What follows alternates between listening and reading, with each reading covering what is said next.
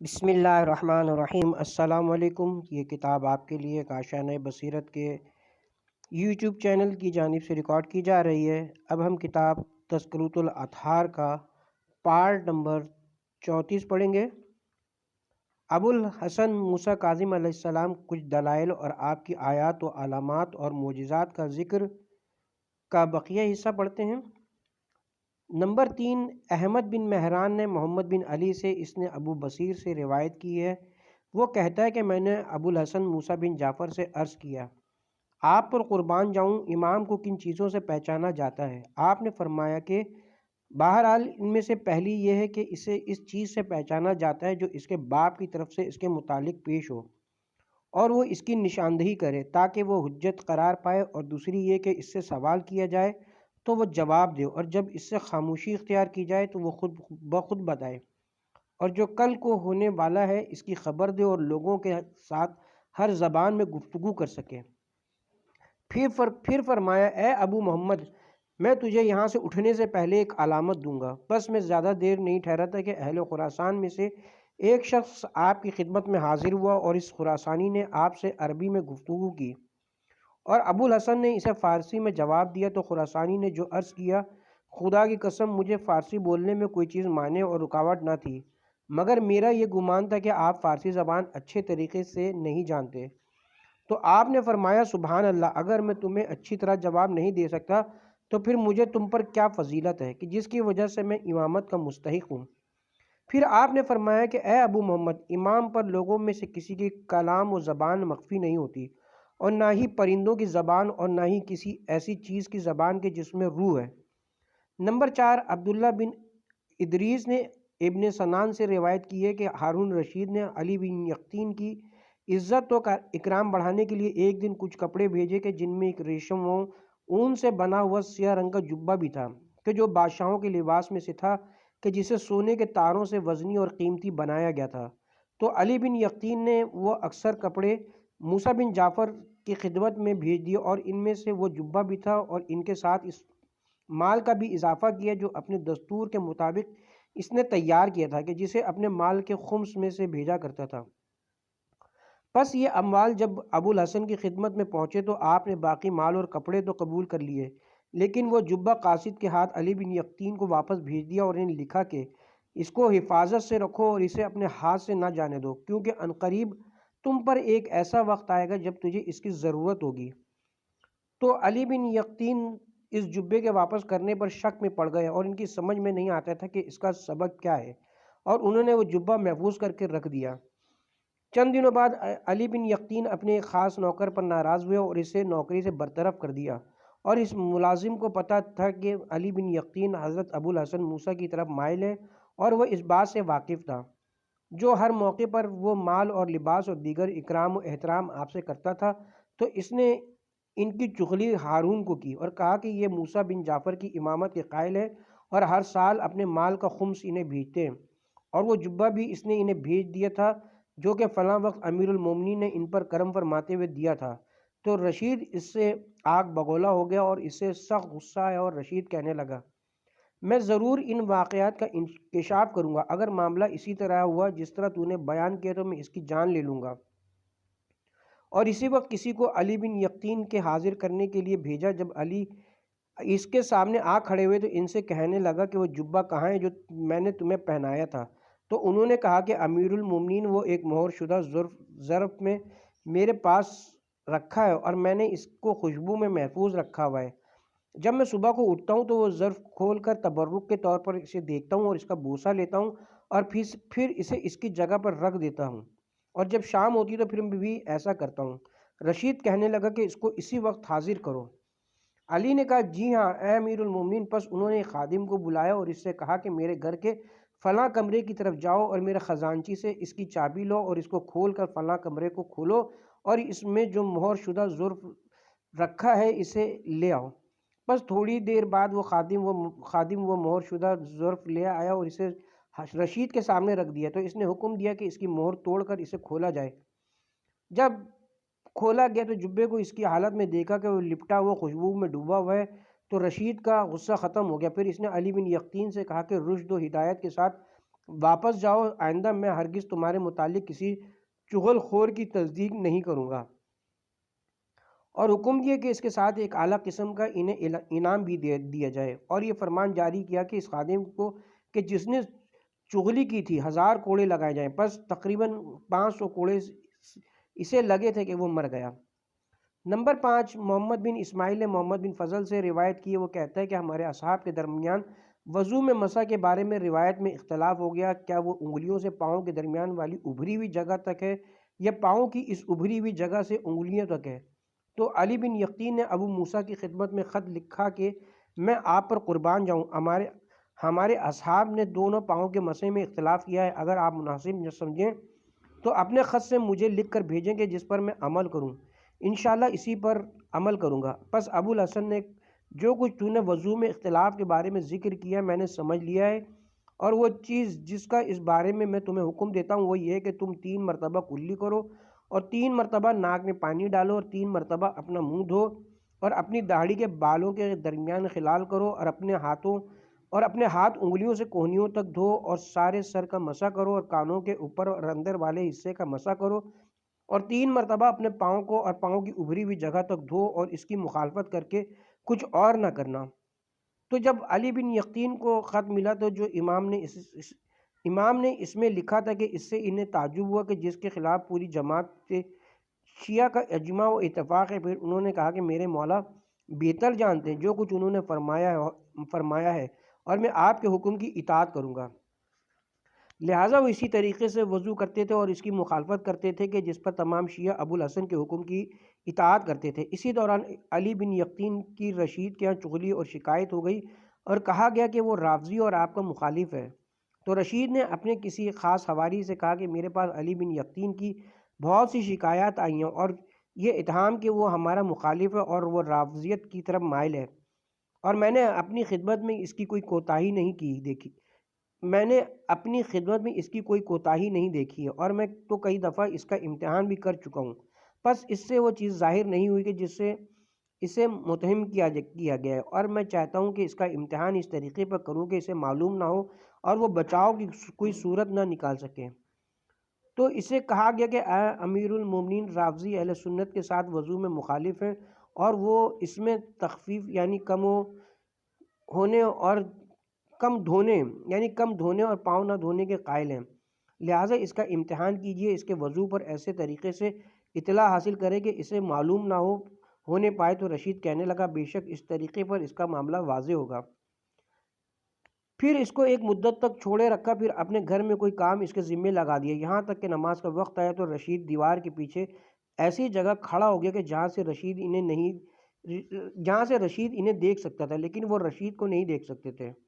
تو علی نے وضو کے لیے پانی منگوایا، پس 3 مرتبہ کلی کی، اور 3 مرتبہ ناک میں پانی ڈالا، اور 3 مرتبہ منہ دھویا، اور داڑھی کے بالوں میں خلال کیا، اور ہاتھ کونیوں تک 3 مرتبہ دھوئے، اور پورے سر اور کانوں کا مسح کیا، اور 3 مرتبہ پاؤں دھوئے، اور رشید اسے دیکھتا رہا۔ تو جب اس نے دیکھا کہ انہوں نے اس طرح وضو کیا ہے تو وہ اپنے آپ پر قابو نہ رکھ سکا، اور ان کی اس طرح جھانکا کہ انہوں نے اسے دیکھا، پھر انہیں پکار کر کہنے لگا اے علی بن یقین، وہ لوگ جھوٹ بولتے ہیں جو یہ کہتے ہیں کہ تم رافضیوں میں سے ہو۔ اور ان کی حالت رشید کے ہاں درست ہو گئی، اور عین اسی وقت ابو الحسن امام موسیٰ کاظم کا انہیں خط ملا، اب وضو کرو جس طرح خدا نے تمہیں حکم دیا ہے، ایک دفعہ وجوب کے طور پر منہ دھو لو، اور ایک دفعہ استجاب کی بنا پر، اور ہاتھ اس طرح کونیوں سے دھویا کرو، اور سر کے اگلے حصے کا اور پیروں کے اوپر والے حصے کا انگلیوں کے سرے سے کعبین یعنی اٹھی ہوئی جگہ تک وضو کی تری سے بچے ہوئے پانی سے مسح کرو، بے شک وہ مصیبت ٹل گئی ہے جس کا تجھ پر خوف تھا، والسلام۔ نمبر 6، علی بن ابو حمزہ بطائنی نے روایت کی ہے کہ ابو الحسن موسیٰ ایک مرتبہ مدینے سے اپنی زمین کے لیے نکلے جو مدینے سے باہر تھی، اور میں بھی ان کے ساتھ ہو لیا، اور آپ ایک خچر پر سوار تھے اور میں اپنے گدھے پر۔ پس جب ہم نے کچھ راستہ طے کر لیا تو ہمارے سامنے ایک شیر آ گیا،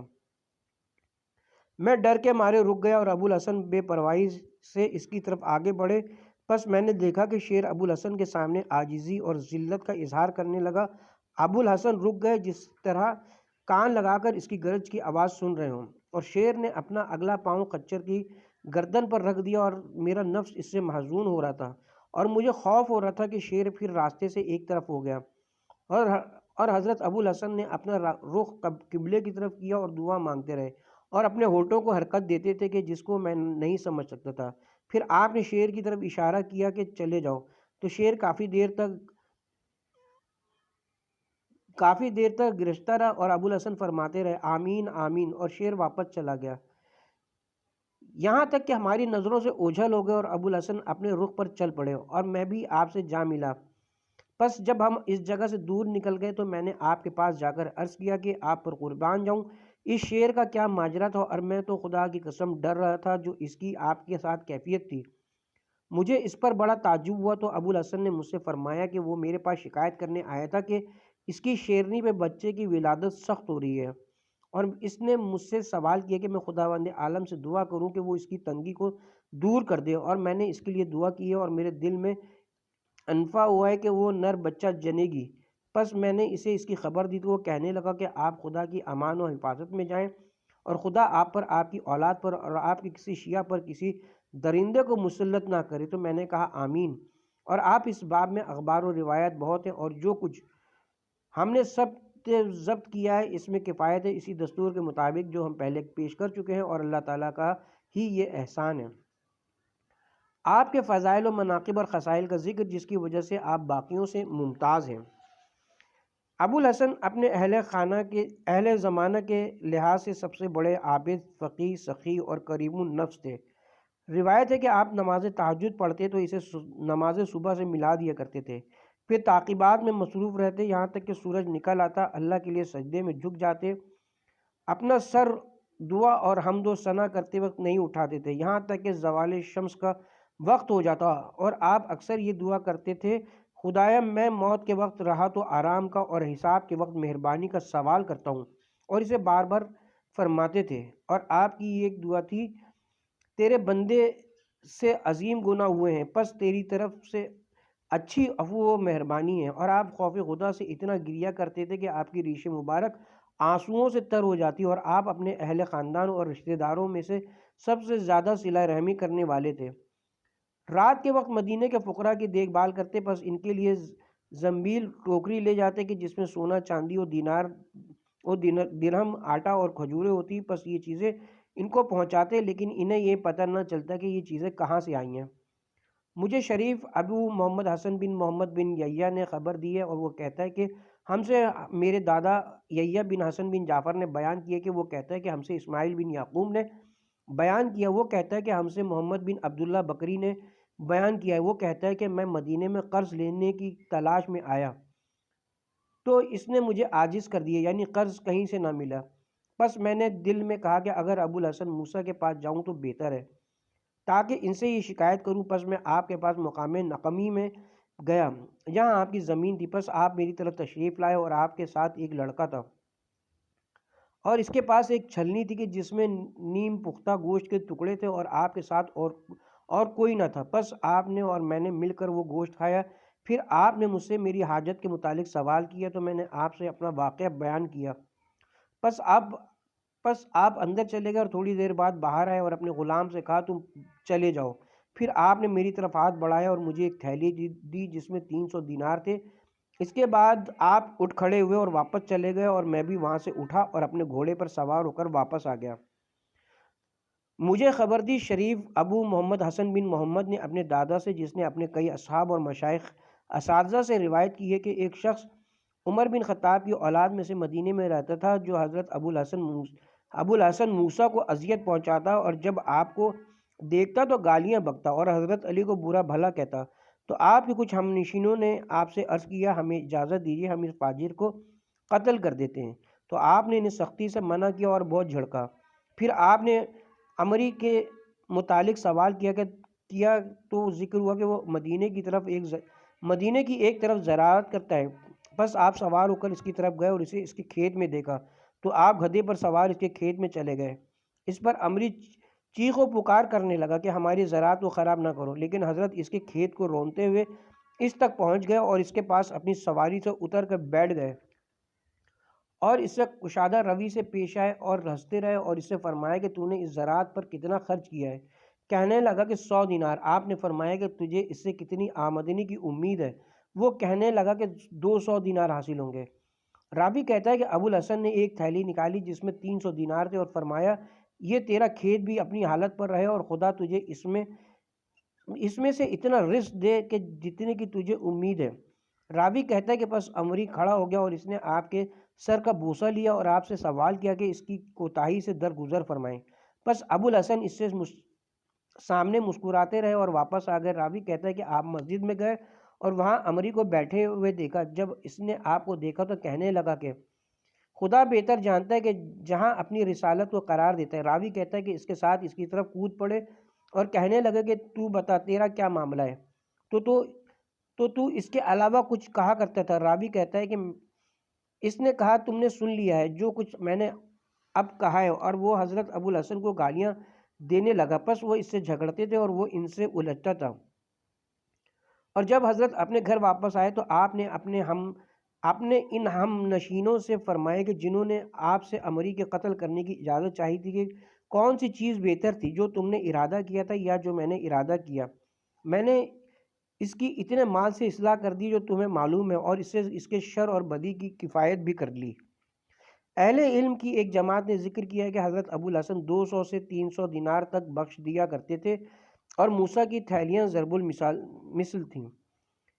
ابن عمارہ اور اس کے علاوہ دوسرے راویوں نے ذکر کیا کہ جب رشید حج کے لیے گیا اور مدینے کے قریب پہنچا تو مدینے کے رہنے والے بڑے بڑے لوگوں نے اس کا استقبال کیا، اور ان سے آگے آگے موسیٰ بن جعفر اپنے خچر پر سوار تھے۔ تو آپ سے ربی جو ہارون کا خاص وابان تھا، اس نے کہا کہ یہ کیسی سواری ہے جس پر آپ نے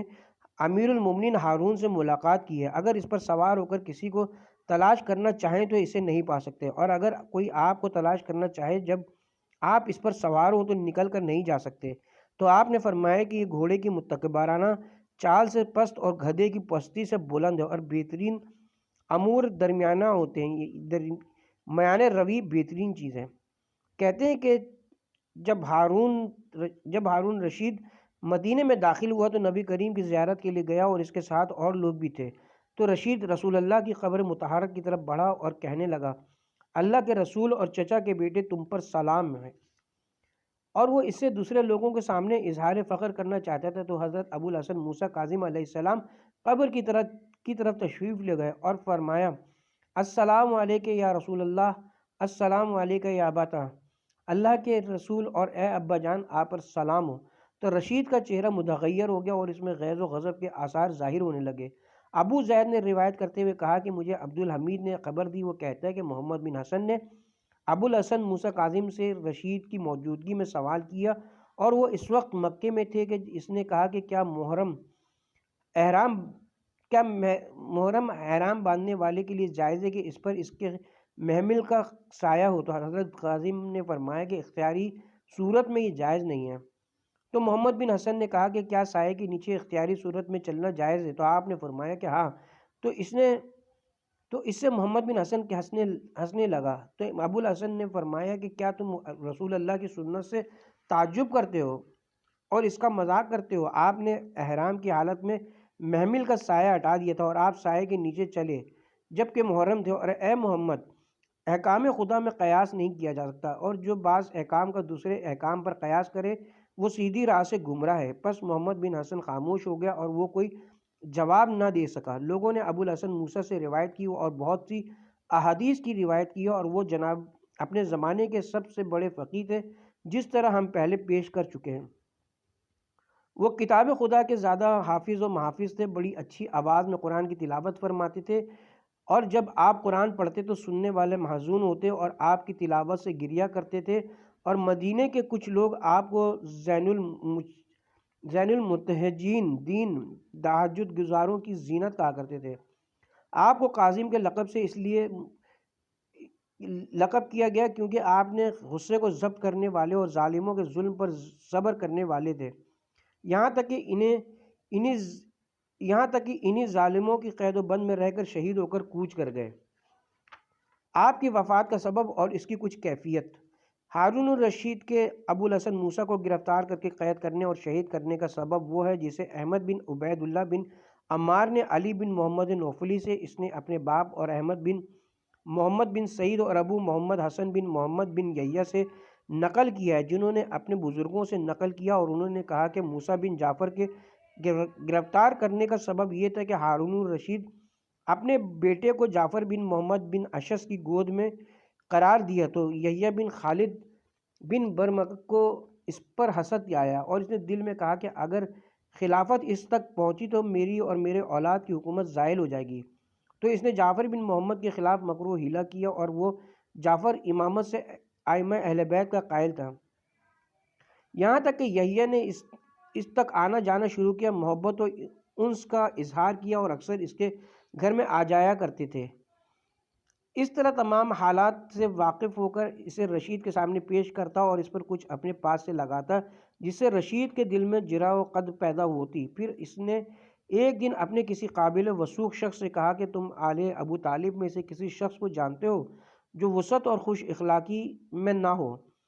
جو مجھے وہ چیزیں بتائے کہ جن کی مجھے ضرورت ہے؟ تو اسے علی بن اسماعیل بن جعفر بن محمد کی رہنمائی کی گئی، تو یحییٰ بن خالد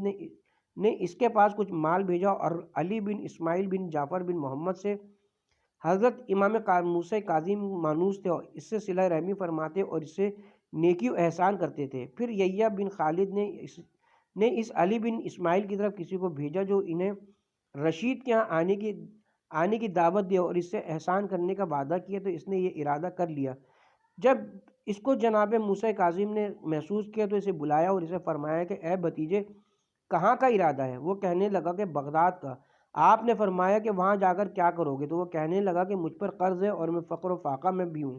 تو حضرت موسیٰ نے فرمایا کہ میں تیرا قرض ادا کر دوں گا اور تجھ سے نیکی و احسان کروں گا۔ تو وہ اس طرف متوجہ نہ ہوا اور اس نے جانے کا پختہ ارادہ کر لیا۔ تو ابو الحسن نے اسے بلایا اور اس سے فرمایا دیکھو بھتیجے، خدا سے ڈرنا اور میری اولاد کو یتیم نہ کرنا، اور آپ نے اس کے لیے 3000 دینار اور 4000 درہم دینے کا حکم دیا۔ پس جب وہ آپ سے اٹھ کر چلا تو آپ نے حاضرین سے فرمایا خدا قسم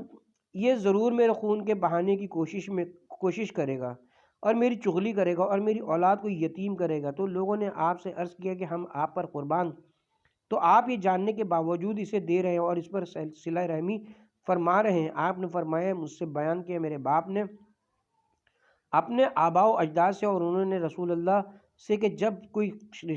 جب کوئی رشتہ دار قطع رحمی کرے اس پر صلہ رحمی ہو، اور وہ پھر قطع رحمی کر دے تو خدا اس کو توڑ دیتا ہے۔ تو میں یہ چاہتا تھا کہ اس سے اس موجودہ قطع رحمی کے بعد میں صلہ رحمی کروں، تاکہ جب پھر وہ مجھ سے قطع رحمی کرے تو خدا بھی اس کا رشتہ توڑ دے۔ کہتے ہیں کہ پس علی بن اسماعیل مدینے سے نکلا، یہاں تک کہ وہ یحییٰ بن خالد کے پاس پہنچا، تو اس نے موسیٰ بن جعفر کے حالات معلوم کر کے ہارون الرشید کو کچھ اور اپنی طرف سے اضافہ کر کے پھر ان کو رشید تک پہنچایا۔ تو اس نے اس کے چچا یعنی موسیٰ کے متعلق پوچھا، تو اس نے رشید کے پاس آپ کی چغلیاں کی اور کہنے لگا کہ ان کے پاس مشرق و مغرب سے مال آتے ہیں، اور انہوں نے 30,000 دینار سے ایک جاگیر خرید کی ہے جس کا نام یسیر رکھا ہے۔ تو ان سے اس جاگیر کے مالک نے کہا میں یہ رقم نہیں لیتا اور میں تو فلاں نقدی لوں گا۔ تو آپ نے حکم دیا تو وہ رقم واپس لے لی گئی اور اس کو اس نقدی میں سے بے نہیں دیے گیا جس کا اس نے سوال کیا تھا۔ پس رشید نے اس علی بن اسماعیل سے یہ سنا تو اس کے لیے 2 لاکھ درہم کا حکم دیا کہ جس کی وصولی بعض علاقوں پر ڈالی جائے۔ تو اس نے مشرق کے بعض علاقوں کا انتخاب کیا، اس کے قاصد مال لینے کے لیے ادھر گئے، خود اس نے اس مال کے پہنچنے تک وہیں پر قیام کیا۔ پس ایک دن وہ بیت الخلاء میں گیا تو اسے پیچش لگی جس سے اس کی ساری اتڑیاں باہر آ گئیں اور وہ گر پڑا۔ لوگوں نے اتڑیوں کے واپس اندر جانے کی پوری کوشش کی لیکن وہ اس پر قادر نہ ہو سکے۔ تو جب اسے اسی حالت میں اٹھایا گیا اور اس کے پاس مال پہنچا تو وہ نظر کی حالت میں تھا، تو کہنے لگا اب میں اسے کیا کروں گا جبکہ میں موت میں مبتلا ہوں۔ اور اس سال رشید حج کے لیے نکلا اور پہلے مدینہ گیا اور وہاں پر ابو الحسن موسیٰ کو گرفتار کر لیا۔ یوں بتایا جاتا ہے کہ جب وہ مدینے میں وارد ہوا تو حضرت موسیٰ علیہ السلام نے اشراف و بزرگوں کی ایک جماعت کے ساتھ اس کا استقبال کیا، اور وہ استقبال کے بعد واپس آئے تو حضرت موسیٰ حسب معمول مسجد کی طرف گئے تو رشید رات تک وہیں رہا۔ پھر وہ قبر رسول کی طرف گیا اور کہنے لگا کہ اے اللہ کے رسول، میں ایک چیز کے سلسلے میں معذرت خواہ ہوں کہ جسے میں کرنا چاہتا ہوں۔ میں موسیٰ بن جعفر علیہ السلام کو گرفتار کرنا چاہتا ہوں چونکہ وہ آپ کی امت میں اختلاف ڈال کر ان کا خون بہانا چاہتے ہیں۔ پھر اس نے آپ کے بارے میں حکم دیا اور انہیں مسجد سے گرفتار کر کے اس لعین کے پاس لایا گیا۔ چنانچہ اس نے آپ کو قید کرا دیا اور 2 قبے چتر منگوائے اور آپ کو ان میں سے ایک میں قرار دیا جو کہ خچر پر رکھا گیا تھا، اور دوسرا قبہ دوسرے خچر پر رکھا گیا، اور دونوں خچر اس کے گھر سے نکالے گئے جن پر 2 قبے تھے، اور انہیں چھپا دیا گیا تھا، اور ہر ایک کے ساتھ کچھ گھوڑ سوار تھے۔ بس وہ گھڑ سوار الگ الگ ہو گئے، کچھ ایک قبے کے ساتھ بصرے کی طرف راستے میں پر چلے گئے اور کچھ دوسرے کے ساتھ کوفے کے راستے پر چلے، اور ابو الحسن اسی قبے میں تھے جو بصرے کے راستے پر چلا گیا تھا۔ اور رشید نے یہ اس لیے کیا تھا کہ تاکہ ابو الحسن کے بارے میں لوگ تاریکی میں رہیں، اور ان لوگوں کو جو ابو الحسن کے قبے کے ساتھ تھے حکم دیا کہ وہ آج جناب کو عیسیٰ بن جعفر بن منصور کے سپرد کر دیں، اور اس وقت وہ بصرہ کا حاکم تھا۔ پس آپ کو اس کے سپرد کیا گیا اور اس نے 1 سال تک آپ کو اپنے ہاں قید رکھا، اور رشید نے اس کو آپ کا خون بہانے کے لیے لکھا۔ تو عیسیٰ نے اپنے کچھ خاص اور قابل وثوق لوگوں کو بلا کر ان سے اس سلسلے میں مشورہ کیا۔ رشید نے لکھا تھا تو انہوں نے اسے مشورہ دیا کہ اس سے اپنے آپ کو روکو اور رشید سے معافی چاہو۔ تو یہ عیسیٰ بن جعفر نے رشید کو لکھا اور یہ کہا کہ بے شک موسیٰ بن جعفر علیہ السلام کا معاملہ اور ان کا قیام میری قید میں طول پکڑ گیا، اور میں نے ان کے حالات کا اختیار و امتحان کیا ہے، اور اس طویل مدت میں ان پر جاسوس مقرر کیے ہیں۔ پس میں نے انہیں نہیں پایا کہ وہ عبادت سے تھکتے ہوں، اور کچھ لوگوں کو وہاں رکھا ہے جو سنیں کہ وہ اپنی دعا میں کیا کہتے، تو انہوں نے آپ کو بددعا دیا اور نہ ہی مجھے اور نہ ہی ہمیں برائی سے یاد کیا ہے۔ وہ اپنے لیے بھی صرف مغفرت اور رحمت کی دعا مانگتے ہیں۔ تو اگر آپ نے کسی کو میرے پاس بھیجا کہ جو مجھ سے انہیں اپنی سپردگی میں لے جائے تو بہتر، ورنہ میں انہیں آزاد کروں گا، کیونکہ انہیں قید میں رکھ کر مجھے زحمت محسوس ہوتی ہے، یعنی میں تنگ آ گیا ہوں۔ روایت ہے کہ عیسیٰ بن جعفر کے ایک جاسوس نے اسے خبر دی کہ وہ اکثر انہیں یہ دعا کہتے ہوئے سنتا ہے: خدایا تو جانتا ہے کہ میں تجھ سے سوال کیا کرتا تھا کہ تو مجھے اپنی عبادت کے لیے فراغت دے دے، اور تو نے ایسا کیا ہے، پس تیرے لیے حمد و تمام تعریفیں ہیں۔ راوی کہتا ہے کہ رشید نے کسی کو بھیجا جس نے جا کر آپ کو عیسیٰ بن منصور سے اپنی سپردگی میں لیا، اور حضرت کو بغداد کی طرف لے گئے اور انہیں فضل بن ربیع کے حوالے کر دیے۔ تو آپ اس کے ہاں بھی طویل مدت تک رہے۔ پس اس سے رشید نے آپ کے بارے کسی چیز کا ارادہ کیا، لیکن اس نے انکار کر دیا، تو رشید نے اسے لکھا کہ انہیں فضل بن یحییٰ کے حوالے کر دو۔ تو اس نے اپنی سپردگی میں لے کر آپ کو اپنے گھر کے ایک کمرے میں رکھا اور آپ پر نگران مقرر کیے، اور آپ عبادت میں مشغول رہتے۔ آپ ساری رات نماز، قرأت قرآن، دعا اور تہجد میں گزار دیتے، اور اکثر دن روزے رکھتے اور اپنا رخ محراب سے نہ ہٹاتے۔ یہ دیکھ کر فضل بن یحییٰ نے آپ کے ساتھ نرمی اور فراغی اختیار کرتے ہوئے عزت و تکریم شروع کر دی۔ ہارون رشید کو اس کا پتہ چل گیا۔ اس وقت وہ مقام رقہ میں تھا۔ اس نے فضل بن یحییٰ کو خط لکھا جس میں امام موسی کاظم کے ساتھ نرمی کرنے پر برا منایا اور اسے آپ کو قتل کرنے کا حکم دیا، لیکن اس نے اس میں توقف کیا اور اس کام میں اقدام نہ کیا۔ تو اس سے رشید آگ بگولا ہو گیا، اور اس نے مسرور خادم کو بلایا اور اس سے کہا کہ اسی وقت تیز رفتار سواری پر جاؤ اور فوراً موسیٰ بن جعفر کے پاس پہنچو۔ اگر انہیں رہا تو آرام و وسعت میں پاؤ تو یہ خط عباس بن محمد کو پہنچا کر اس کو حکم دو جو کچھ اس خط میں، اس کی پیروی کرو۔ اور دوسرا خط اس نے سندھی بن شاہق کے نام کا دیا، جس میں سندھی کو حکم دیا تھا کہ وہ عباس بن محمد کی اطاعت کرے۔ پس مسرور آیا اور وہ فضل بن یحییٰ کے گھر آ کر اترا۔ کوئی نہیں جانتا تھا کہ اس کا ارادہ کیا ہے۔ پھر وہ حضرت موسیٰ کی خدمت میں گیا تو انہیں اسی طرح پایا جس طرح رشید کو خبر ملی تھی۔ پس وہ فوراً عباس بن محمد کے پاس اور سندھی بن شاہق کے ہاں گیا، اور ان دونوں کو ہارون رشید کے خط دیے۔ پس یہ لوگ تھوڑی ہی دیر وہاں ٹھہرے ہوں گے کہ عباس بن محمد کا قاصد تیزی سے فضل بن یحییٰ کے پاس گیا اور اس کے ساتھ سوار ہوا، اور فضل حیران و پریشان حالت میں عباس بن محمد کے پاس پہنچا۔ عباس نے کوڑے مارنے اور سزا دینے والوں کو بلایا اور فضل کا لباس اتارنے کا حکم دیا۔ پھر سندھی نے اس کے سامنے اسے 100 کوڑے مارے، چنانچہ رنگت اڑی حالت میں وہ باہر آیا جو اندر جاتے ہوئے نہ تھی، اور وہ دائیں بائیں لوگوں کو سلام کرنے لگا۔ اور مسرور نے اس واقعے کی خبر رشید کو لکھ بھیجی، جس نے حکم دیا کہ موسیٰ کو سندھی بن شاہق کے حوالے کیا جائے۔ اور رشید ایک عمومی دربار لا کر بیٹھا جس میں بہت سے لوگ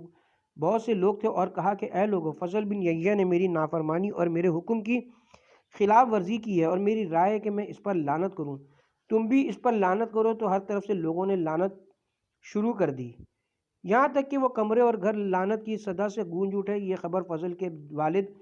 یحییٰ بن خالد کو ملی تو وہ سوار ہو کر رشید کے پاس گیا، اور عام لوگوں کے داخل ہونے والے دروازے سے ہٹ کر دوسرے دروازے سے رشید کے پیچھے سے آیا،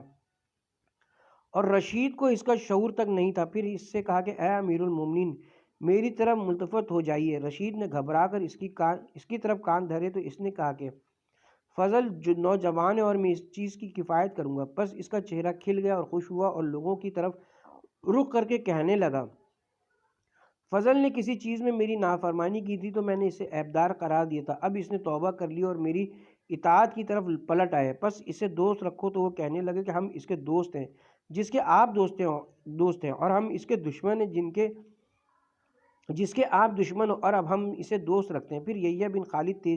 تیز سواری پر سوار ہو کر بغداد پہنچا۔ پس لوگوں میں ایک لہر دوڑ گئی اور ہر قسم کے خدشات ان کے دل میں آنے لگے، اور اس نے یہ ظاہر کیا کہ وہ لشکر کے